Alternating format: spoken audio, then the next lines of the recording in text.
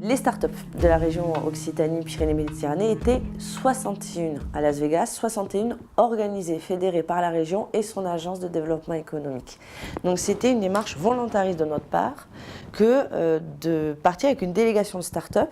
Et partir avec une délégation de start-up, c'est pas forcément exposé pendant les 4-5 jours du CES à Vegas. Bien sûr, certains d'entre vous penseront à la réservation de l'espace nécessaire sur le Reka Park, la sélection des start-up exposantes, la qualification au préalable du B2B. En réalité, avec ces start-up, on a travaillé pendant 6 mois avant le CES. Elles ont candidaté, elles ont été sélectionnées, elles ont surtout été préparées au CES. Dans la préparation, il y a comment on pitch au CES, c'est-à-dire quels produits on présente, quelles solutions on présente. Si notre start-up fait plusieurs solutions, laquelle on cible pour des discours investisseurs, quelle est la cible pour les discours clients, donc le B2B, le B2C qui était anticipé, et évidemment le travail de l'agence de développement économique et de nos collaborateurs, nos collaboratrices, c'était d'abord de faire en sorte que ça se traduise ensuite en marché. Et donc c'était d'avoir des rendez-vous qualifiés avant même de partir au salon, de savoir quelle était l'orientation et de déjà amorcer le travail nécessaire au moment du salon pour permettre un suivi le plus efficace possible. Le choix des startups, ça a toujours été quelque chose qui intrigue légitimement les gens.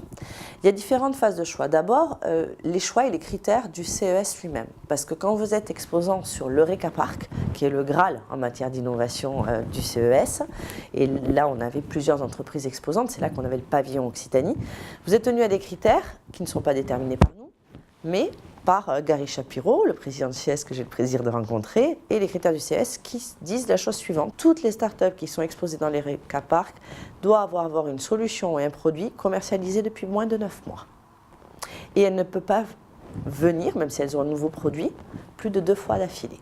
Donc c'est une partie du critère de sélection qui est quand même assez étroit, vous en conviendrez. Deuxième critère là qui est mobilisé par les experts de l'agence de développement économique, c'est la capacité de la start-up à être mature dans un tel salon. C'est-à-dire qu'il ne s'agit pas pour nous de les envoyer au casse-pipe. Si elles ne sont pas tout à fait prêtes, si elles n'ont pas leur discours produit prêt, si elles ne sont pas suffisamment précises dans leur cible investisseur ou dans leur cible marché, alors on leur dit que ça nous semble peut-être un poil trop tôt, parce qu'elles prendront plus de risques à retrouver la crédibilité qu'elles n'auraient pas eue à ce moment-là, qu'à être prêtes pour l'édition qui suit ou sur un autre événement. Notre travail à nous, c'est d'accompagner les startups pour qu'elles aillent plus vite et plus loin. C'est pas de les abîmer avant qu'elles soient réellement prêtes. Le CES, d'abord, ça se fait à Vegas. Comme vous le savez, Vegas, c'est quand même très particulier, puisque c'est une ville qui est davantage connue pour le jeu. Et le CES se fait sur l'endroit, le cœur battant de Las Vegas, qui est le Strip. Vous avez tous les grands hôtels qu'on voit à la télé, avec tous les néons qui clignotent partout. Vous avez 44 km de salons qui sont répartis dans les centres de conférence des hôtels. C'est-à-dire que, imaginez pas un immense palais des congrès. Vous avez des convention centers, etc. Mais autrement, ça se fait à tous les étages des hôtels qui sont réquisitionnés pour ça, au-delà des espaces chambres. Il y en a partout. Il y a des halls d'exposition partout. Et il y a des stands qui vont, le stand le moins cher, vous ne pouvez pas acheter un stand comme ça d'ailleurs, mais on va dire un espace de 8 mètres carrés, ça va à peu près de 6 000 €, jusqu'à des stands qui coûtent 20 millions d'euros parmi les grands comptes. Donc vous êtes sur quelque chose de démentiel. La journée est très longue, c'est en mode business décontracté, donc très percutant. Même en politique, vous avez 3 minutes pour convaincre la personne d'avoir envie de vous écouter et de penser qu'elle ne trouvera pas 10 mètres plus loin la solution que vous avez sur votre pavillon. Ça va très vite, c'est convivial, il faut s'assurer du suivi, il y a beaucoup d'échanges de cartes. Vous avez également des poubelles transparentes où les gens peuvent jeter les cartes, c'est assez violent. C'est du business à l'américaine dans un concentré espace et temps extrêmement fort, extrêmement puissant pour les entreprises. Moi, ce que je veux, c'est qu'on soit finalement dans du marketing territorial qui serve nos startups. De manière très schématique, il faut qu'elles aient à présenter leur business, leurs produits, leurs solutions, et qu'elles le fassent de la manière dont elles souhaitent le faire, mais efficace. Parce que moi, au préalable, j'aurais dit dans quel écosystème elles se trouvaient.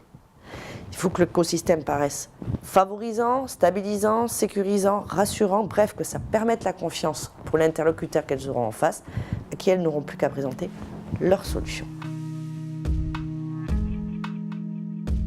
Là, on a une date à 3 mois, pour faire le point 3 mois après, est-ce qu'on a transformé le business, comment on peut améliorer les choses et comment on repart, que ce soit celles qui repartiraient ou celles qui ont déjà fait leurs 2 ans qui ne peuvent pas repartir, mais qui ont un peu l'esprit du pack, comme dit Carole Delga, et du coup qui essaient de faire bénéficier de leur expérience au suivant en disant, ben voilà, nous on en est, on peut améliorer ça. Vous savez, le CES, ça se prépare à 1 an.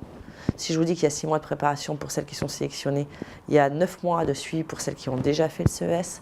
Ça fait donc déjà plus d'1 année, donc on tuile les différentes périodes. Et moi, il y a des équipes qui sont mobilisées au sein de l'Agence régionale de développement économique, vraiment sur ce sujet, puisque c'est un moment, un événement d'envergure mondiale et très très forte pour notre écosystème. Donc le bilan, je vous donne un premier qui est très positif, celui qu'on a eu à chaud. Maintenant, le bilan qui est décisif, c'est combien de contrats et combien d'emplois créés, combien de startups pérennisées. Ce que je peux vous dire aujourd'hui, c'est qu'on est repéré, et y compris l'intérêt des médias locaux et nationaux a été attiré sur cette 2e édition, et je pense parce qu'il y avait une première. Le but, c'est de creuser cet avantage-là. Vous savez qu'on a une ambition forte d'être la région de l'innovation. On a un taux de R&D qui est le premier de France. On a de très belles start-up. Aujourd'hui, pour moi, l'enjeu en matière de politique publique, c'est de transformer ce vivier de dynamisme de start-up en contrat et en emploi. Parce qu'une start-up, pour qu'elle crée de l'emploi, il faut qu'elle soit pérennisée. Parce qu'au tout début, c'est normal, les CEO, ils ne se financent pas, il n'y a pas de salariés, personne ne se paye. Et on sait bien que c'est à l'issue de 2-3 ans, des premiers chiffres d'affaires stabilisés, que ça génère de l'emploi. Et moi, mon objectif, ce n'est pas de faire chic et moderne en accompagnant des startups. Je les adore, j'adore ça. Mais moi, mon objectif et mon ambition pour la région, c'est de créer de l'emploi et donc de pérenniser nos startups.